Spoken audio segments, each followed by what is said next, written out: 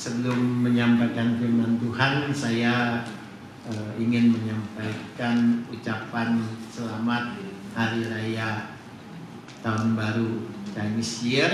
Tapi saya baru tahu cara menyampaikannya itu Kyonghi-nya ada beda antara pria dan wanita.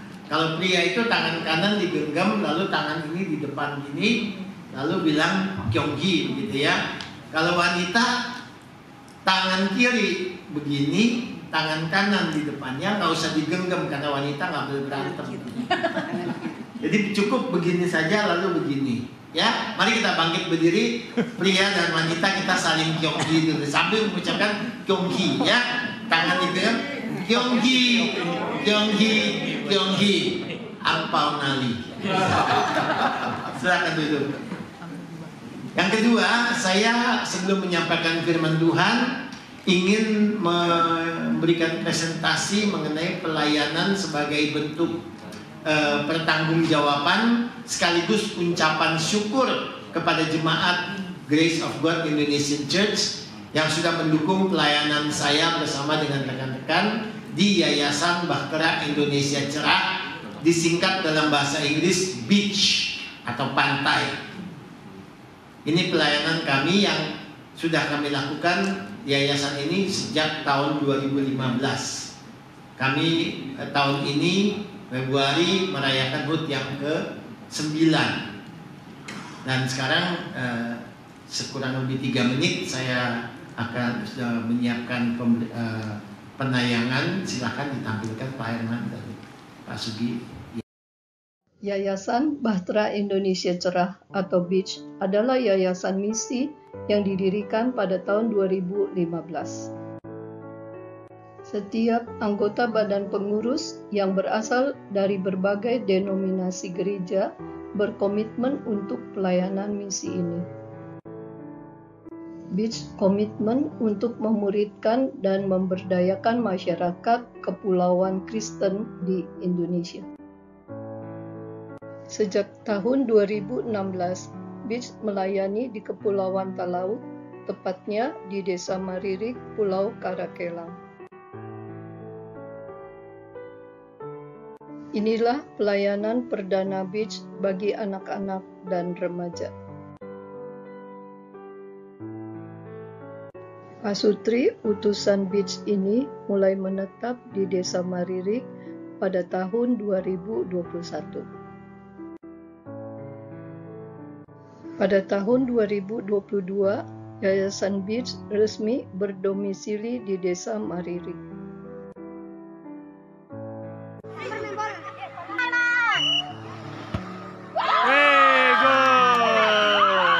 Fokus pertama pelayanan Beach pada generasi muda melalui kegiatan belajar, bermain, dan berolahraga. Anak dan remaja ini dilatih keterampilan sepak bola dan karakter Kristiani. Pembinaan karakter dan keterampilan di SMA untuk mengembangkan bakat dan minat mereka.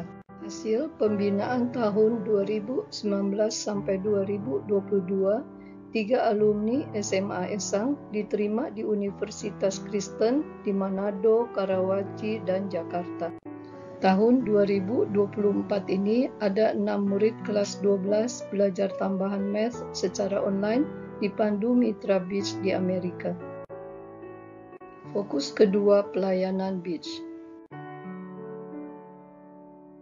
Limbah kopra, sabut kelapa, diolah menjadi koko fiber dan koko pit, lalu dijadikan bata ringan, hollow brick. Fokus ketiga pelayanan Beach. Di lahan milik Beach akan dibangun 9 homestay untuk para turis menikmati alam, pantai, sunset, dan juga menikmati Tuhan. Ada ruangan-ruangan pelatihan supaya masyarakat membangun keterampilan hidup.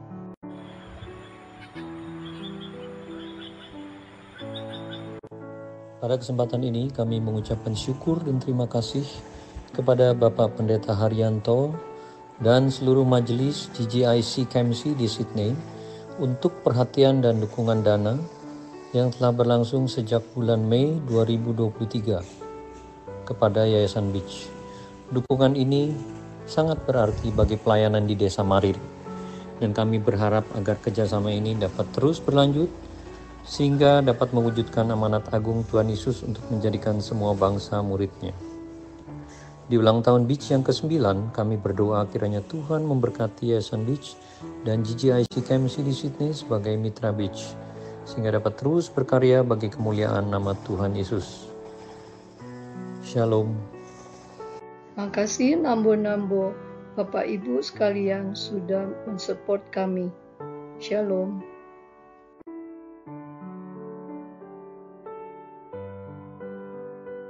Ya, itulah sedikit sharing dari kami. Kalau ada yang mau ditanyakan lebih lanjut, nanti setelah ibadah selesai sambil kita makan siang bersilaturahmi bisa tanya pada saya ataupun kepada istri saya, Ibu Inge. Saya menjadi pembina dan istri saya menjadi pengawas.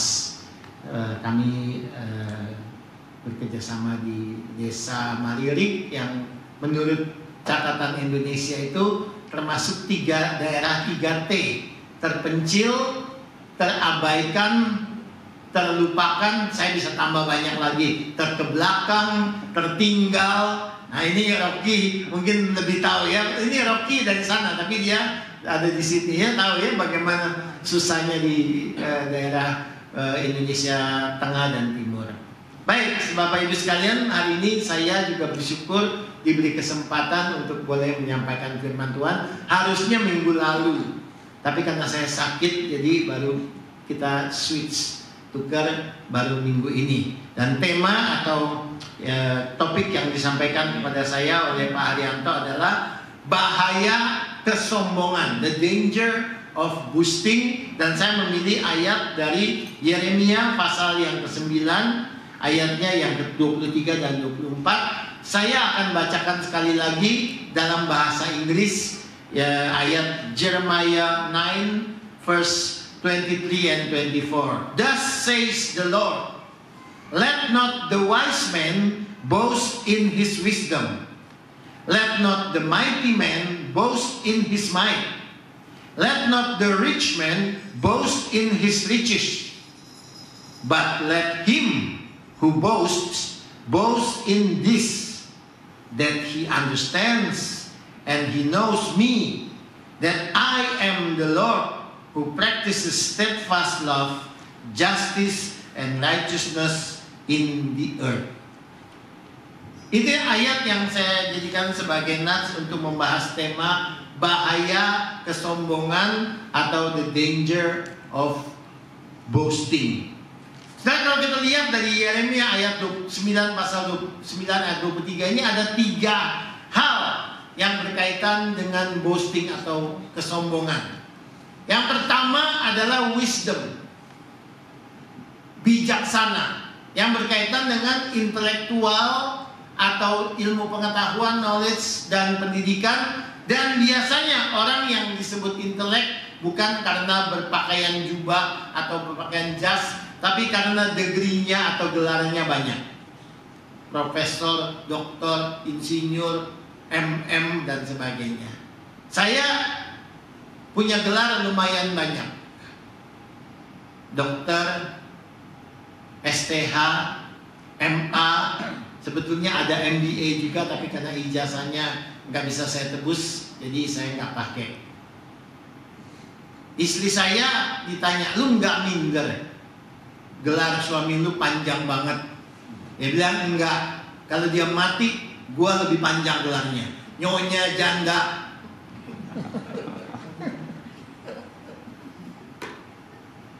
Orang suka sombong dengan intelektualnya, dengan wisdom, bijaksana. Tapi ada yang bilang nggak perlu gelar banyak, yang penting punya pengetahuan atau punya bijaksana. Itu orang filsafat atau filsuf. Maka ada pendeta yang tidak punya gelar, dapat gelarnya cuma BTH dan dapat honoris causa. Tapi dia bilang, buat apa kalian punya banyak gelar kalau tidak punya kuasa di mimbar? Betul juga ya pendeta. Tapi yang ini pertama yang dibahas oleh firman Tuhan dan Yeremia, bahwa boasting berkaitan dengan wisdom, orang yang intelek, yang pintar. Yang kedua adalah might atau power, kuasa. Dikatakan di dalam ayat ini, janganlah orang yang punya kekuasaan sombong atau membanggakan kekuasaannya. Kuatan bisa juga dengan otot. Orang-orang yang kuat, apalagi zaman dulu belum ada senjata api atau senjata nuklir. Maka ada pertarungan yang mana yang lebih penting, antara otak atau otot. Ada yang bilang otak bisa membeli otot, tapi ada yang bilang otot bisa menaklukkan otak. Tapi yang ketiga yang lebih ditekankan lagi yaitu kekayaan. Ada orang yang punya banyak duit, kaya, dia bilang, lu punya otak, lu punya otot, gue bisa beli dua-duanya. I can buy your intellect and your power. Saya nggak mau bicara politik, udah pusing. Tapi di Indonesia sekarang lagi bilang politik bisa dibeli. Orang-orang kaya bisa membeli suara. Maka katanya tanggal 14 bukan hari kasih cinta kasih, tapi hari kasih duit untuk beli suara. Saudara, kekayaan bisa menjadi kekuasaan atau kesombongan yang paling berkuasa karena dia bisa membeli. Orang pintar bisa dibeli kok sama bos-bos yang kaya, suruh kerja jadi karyawannya. Apalagi orang yang punya otot, orang yang punya kekuatan, dibayar militer, atau orang yang jago karate, jago kungfu bisa dibayar buat jadi bodyguard, kan? Tapi jangan lupa, ini semua tiga saling kait-mengait. Maka firman Tuhan dikatakan, hati-hati jangan sombong dengan ketiga-tiga ini, karena tiga-tiga bisa saling mengait. Orang pintar bisa juga jadi kaya, bisa. Banyak orang yang menemukan Google atau menemukan Steve Jobs, menemukan Apple, apa itu bisa kaya. Yang punya WhatsApp, nemuin WhatsApp, kaya nih, dijual. Otak bisa bikin kaya. Otot ya bisa kalau kita kuat. Semua ini saling berkaitan membuat orang bisa jadi sombong. Tetapi firman Tuhan hari ini katakan jangan. Oh saudara, Alkitab sudah memberikan banyak catatan contoh bahaya dari kesombongan. Mari kita lihat slide berikutnya.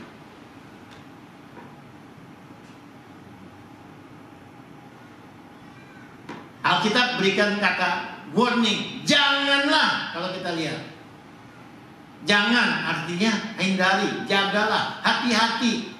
Sebenarnya kalau lihat warning biasanya kita nggak selalu perhatikan. Misalnya kalau lihat di satu tempat warning, danger, nggak apa-apa, orang suka ambil. Padahal di situ ada voltase listrik yang tinggi. Tapi kalau Alkitab bilang warning, hati-hati, karena apa? Ini dari tadi kita baca lagi. Inilah firman Tuhan. Janganlah orang kaya, janganlah orang bijaksana, janganlah orang boasting atau bermegah. Maka ini peringatan, warning dari Tuhan sendiri.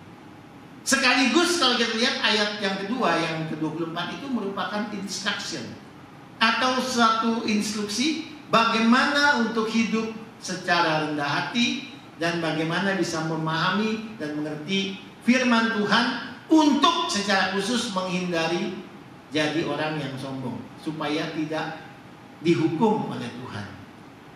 Orang yang sombong akan menghadapi hukuman dari Tuhan. Ini warning sekaligus perintah dan peringatan dari Tuhan. Mari kita lihat slide berikutnya. Ada kata contoh 4W 1H. Yang pertama adalah W, yang pertama adalah who, 4W and 1H. Who, siapa yang diperingatkan, yang diberikan warning? Tentu kita. Tuhan peringatkan Kalau Tuhan masih kasih peringatan, bersyukurlah. Kalau Tuhan sudah tidak peringatkan, Tuhan sudah biarkan, itu celakalah kita. Sama seperti saya kalau lagi sakit, dokter masih bilang, waduh kamu mesti jaga makan, kamu mesti makan obat, kamu mesti istirahat, jaga kesehatan, jangan makan. Artinya masih ada harapan. Tapi kalau Robi, silakan deh, kamu mau makan apa? Silakan. Kamu mau kemana? Silakan. Mau ngapain? Oke.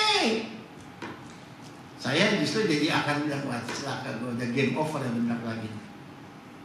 Ya, saudara, jangan sampai Tuhan biarkan kita nggak peringatkan lagi. Atau sebaliknya, kita masih diperingatkan Tuhan, kita bilang, sorry ya, don't bother me, mind your own business. Kalau Tuhan mind His own business, habislah kita. Jadi, kalau masih dikata who, siapa, bersyukur. Kedua, where. Jangan pikir di sana, di sini, di sana, di mana saja. Here, there, everywhere. Tuhan selalu memberikan kita peringatan. Dan hari ini, di sini, kalau saudara kebetulan datang di tempat ini pada hari ini, dan saya berkhotbah, bukan minggu lalu, mestinya saya khotbah, itu bukan satu kebetulan, itu God's incidents, bukan coincidence. Karena Tuhan mau memberikan peringatan kepada saudara dan saya mengenai kesombongan di sini, sekarang ini. Jadi kapan? Yang ketiga, when, anytime, termasuk today, this time. Kapan Tuhan berikan? Setiap kali, setiap saat, anytime, always. Tuhan tidak pernah menunda kalau mau kasih peringatan. Tuhan tidak pernah batalin. Sudah mau kasih peringatan, nggak jadi dah. Kata orang Tionghoa, paisengki, sungkan. Nggak enak lah di peringatan, apalagi dia pendeta, masa saya kasih peringatan. Apa dia orang tua, masa saya berikan. Tuhan tidak pernah sungkan. Kalau Tuhan mau kasih peringatan, Tuhan mau berikan nasihat dan ajaran, dia pasti lakukan tanpa harus menunggu atau tanpa harus menunda.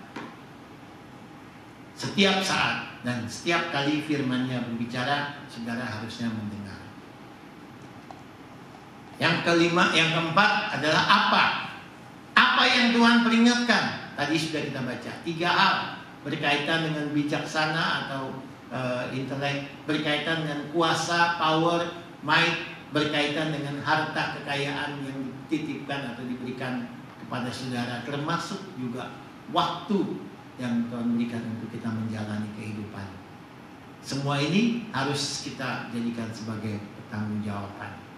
Dan bagaimana kita bisa memahaminya atau menerapkannya dalam hidup kita? Hanya satu, yaitu kita mentaati firman Tuhan. Obey God's word. Tidak melawan, tidak menyimpang, tidak menentang, tetapi taat saja. Saya mau kasih ilustrasi saja saudara supaya lebih jelas lagi. Yang pertama, ini ada beberapa gambar. Silakan coba. Nah ini saudara, katanya pisang terbesar, the giant banana, yang pernah diketemukan adanya di Papua, di Fak-Fak. Gitu ya, pohonnya tinggi. Slide. Ini tuh pohonnya, orangnya lagi makan ya, giant banana. Ini real. Slide berikutnya. Nah ini saya nggak tahu ini benar apa enggak, tapi ini juga ada nih. Katanya ini giant banana di Australia. Teman maaf ya, saya belum tahu. Yang saya tahu giant banana itu ada di Surfer Paradise, ke sana mau ke itu, tapi bukan pisang benar. Big banana. Bambu itu ya. Ya. Iya. Ada ya, tahu ya.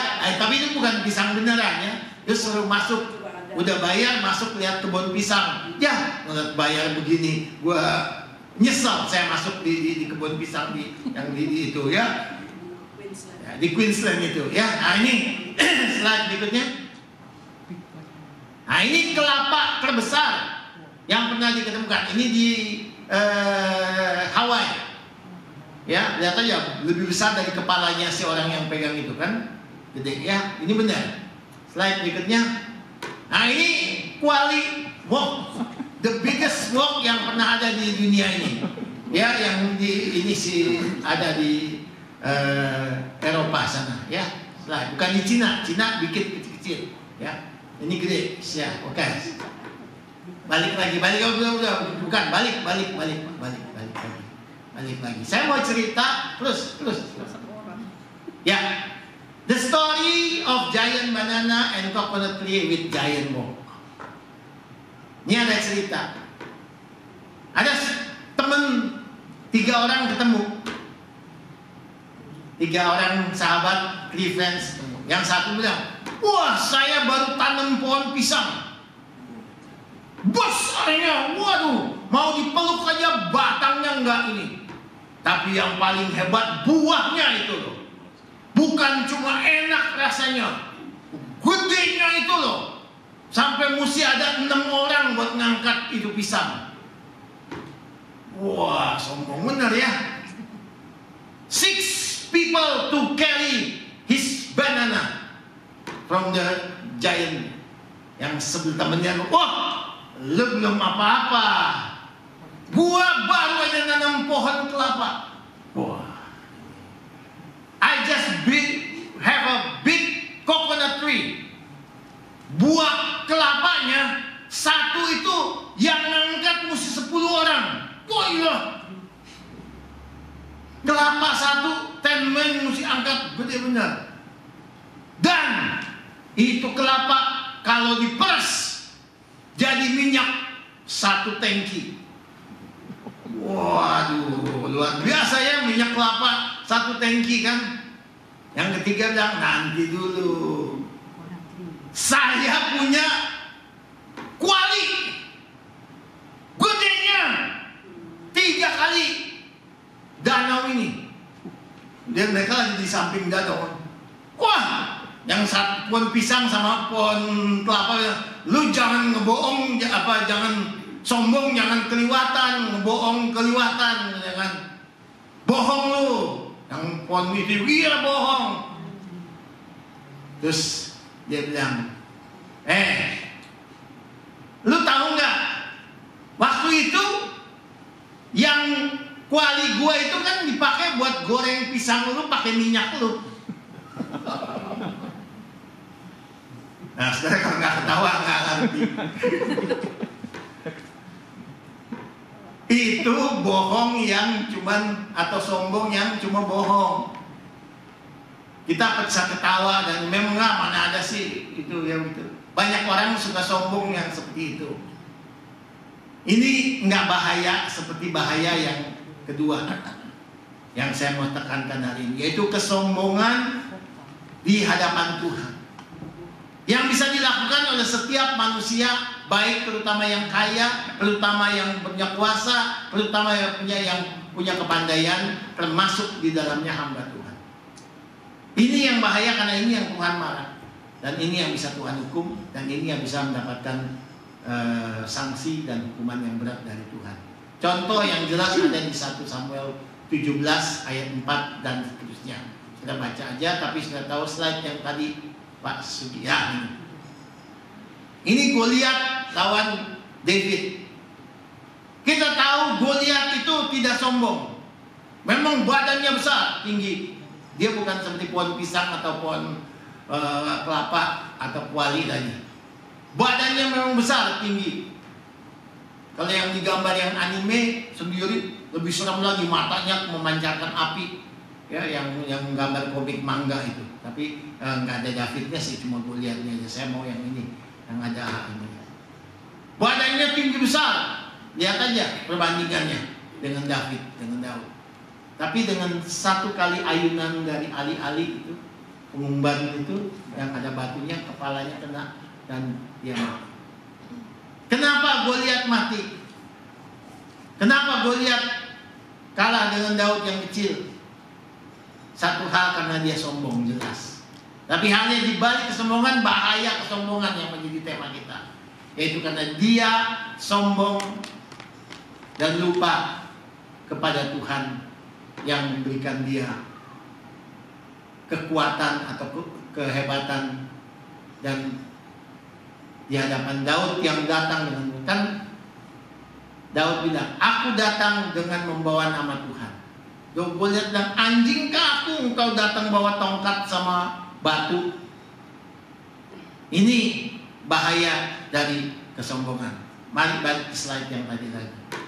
Saudara, jangan sombong kalau saudara kaya. Jangan sombong kalau saudara punya kuasa. Jangan sombong kalau saudara punya banyak keterampilan ataupun kepandaian. Karena semuanya itu berasal dari Tuhan. Saudara, beberapa waktu yang lalu, mungkin 3 minggu atau 2 minggu yang lalu, Pak Haryanto kirim saya ke grup slide Sylvester Stallone. Ya, itu ya, success story. Sylvester Stallone, coba slide-nya. Nah, ini dia nih. Saya pasti tahu. Di dalam slide yang Pak Haryanto, ini kalau belum bisa minta sama beliau ya. Video itu, saya tidak butuhkan video itu, tapi hanya ambil. Dikatakan Sylvester Stallone menceritakan suksesnya, di bagaimana dia sebagai orang yang dari tidak punya apa-apa kemudian sukses karena film yang pertama Rocky ini, ya, petinju, sampai dibuat sampai 5 seri, bahkan lanjut lagi dengan Creed. Ada 2, katanya mau dibikin yang ketiga lagi.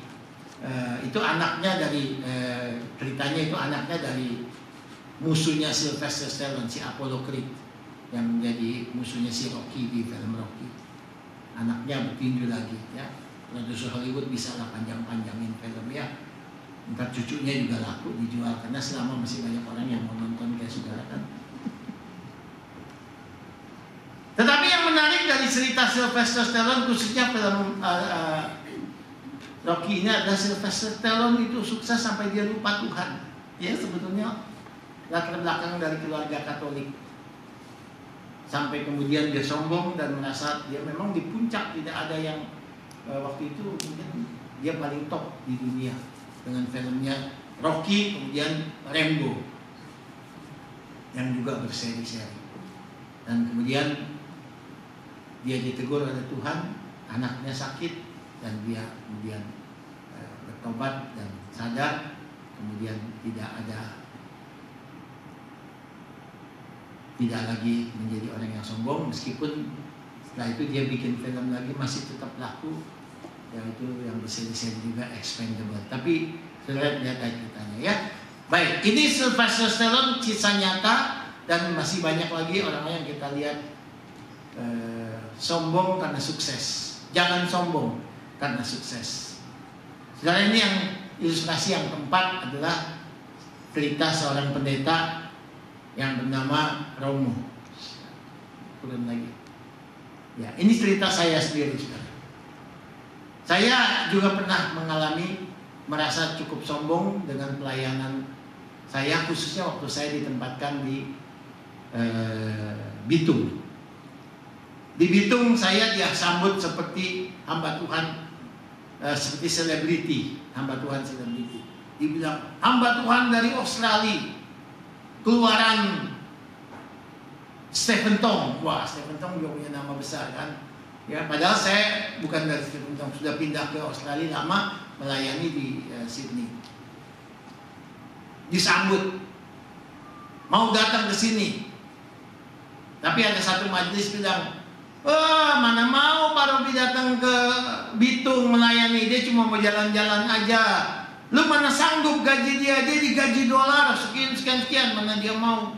Wah, majelisnya ciut, ya benar juga ya nih kata si ex majelis satu ini yang ngomong begini. Lalu saya dipanggil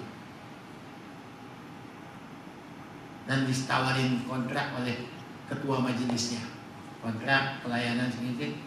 Terus ada dapat gaji, dapat mobil, dapat rumah, dapat ini semua fasilitas apa, suruh tanda tangan. Lalu dia bilang, kalau musuh rasa masih ada yang kurang dan mau minta ditambah, mungkin saya bisa bantu tambah yang di luar kontrak ini. Oh, dia lumayan, dia bisnismen, punya CEO dari salah satu pabrik ikan kaleng terbesar di Bitung. Saya bilang, saya bersyukur bisa diterima pelayanan.